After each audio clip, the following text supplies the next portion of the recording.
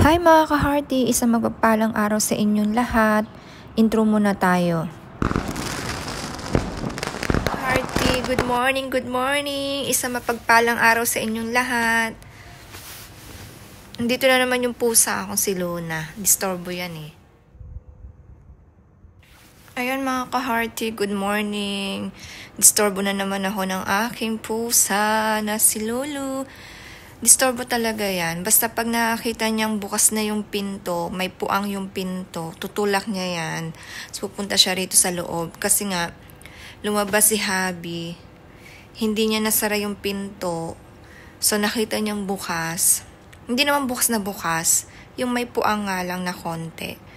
Tutulak niya. Marunong siya magbukas ng pinto. As in talaga. Marunong siyang magbukas, pero hindi siya marunong, alam mo yun, pag gusto niya lumabas, hindi niya mabuksan. Luna, masungit yon, prinsesa yon, prinsesa. Hindi siya, kahit alam niyang bukas yung pinto ng may puwang na konti, hindi siya papasok. At hindi niya yung itutulak kasi prinsesa nga siya. Gusto niya, pagbuksan siya ng pinto, kahit alam niyang bukas yung pinto. So, pagka binuksan ko na yung pinto, tsaka siya papasok. So, prinsesa nga yung pusa namin si Luna. Si Luna yun, kasi babae yun eh, prinsesa.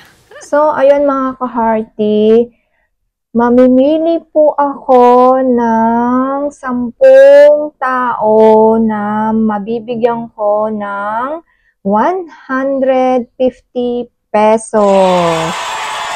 Ang gagawin nyo lang po is subscribe doon sa aking YouTube. Mamimigay po ako ng 150 pesos. Doon po ako magla-live ako sa YouTube. Wow! So kung gusto niyo po makasali, mapili kayo sa 10 tao na mabibigyan ko ng aking papremyo. Subscribe lang po kung sino po gustong sumali. Tapos, SS nyo po sa akin. Tapos, name. At yung inyong Gcash, inyong pong number. Wow! Diba?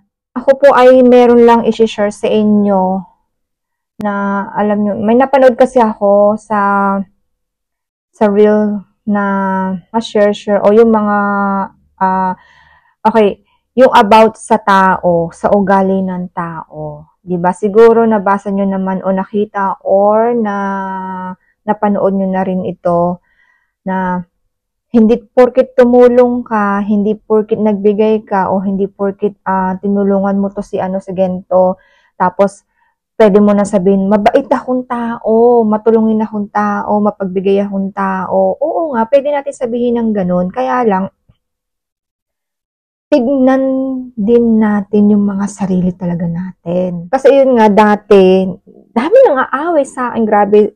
Hindi ko na mabilang yung mga nang aaway sa akin. May katanong nga sa akin, sino kaaway mo?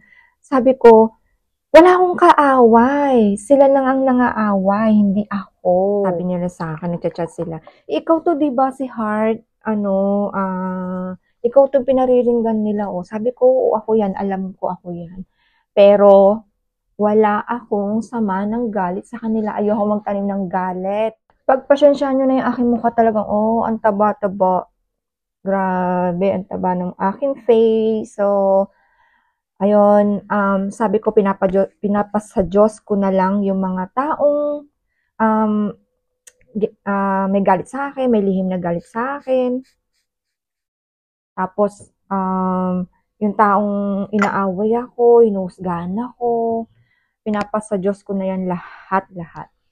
Tapos, akala nila, hindi porket tumulong sila, nagbigay sila ng ganitong malaki, or may something na ewan ko anong mga bibigay nila. Tapos, pag ako bumili ng something, hindi ko naman pinopost yung binili kong yon. Matagal na sa Pilipinas yun.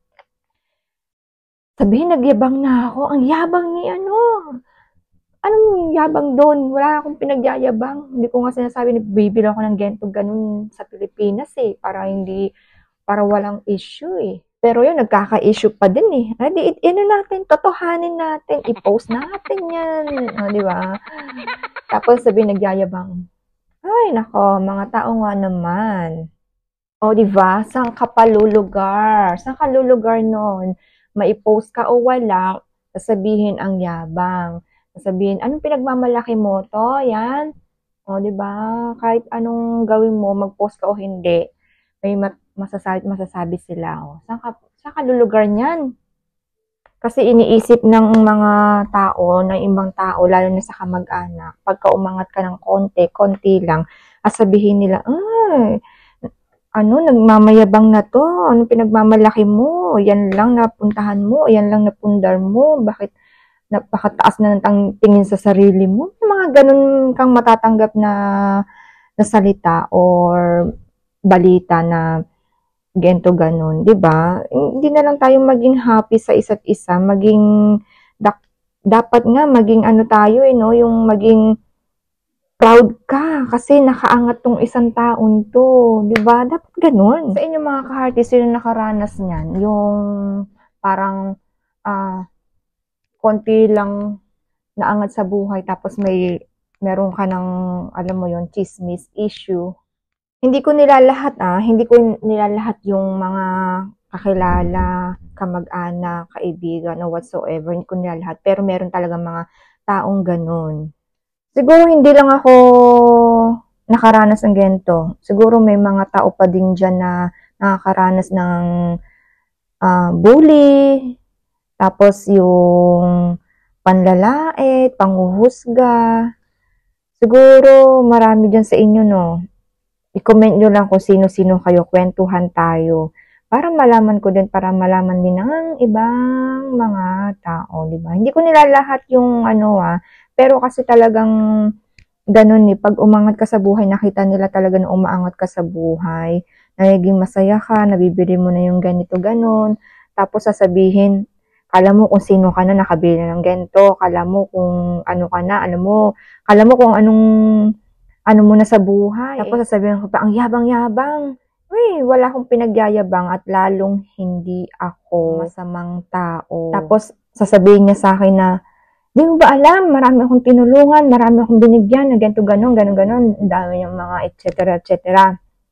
Baka pag sinabi ko yung sa akin matulala ka, di ba? Ayoko lang sabihin yung sa akin, ayoko lang ikwento kung kung sino, o basta yun na yun, alam nyo na, kasi pagka, yun nga diba sabi ko, i-post mo man, sabihin mo man, o hindi, o whatsoever, meron silang masasabi, husgahan ka talaga nila, saan ka palulugar, o diba?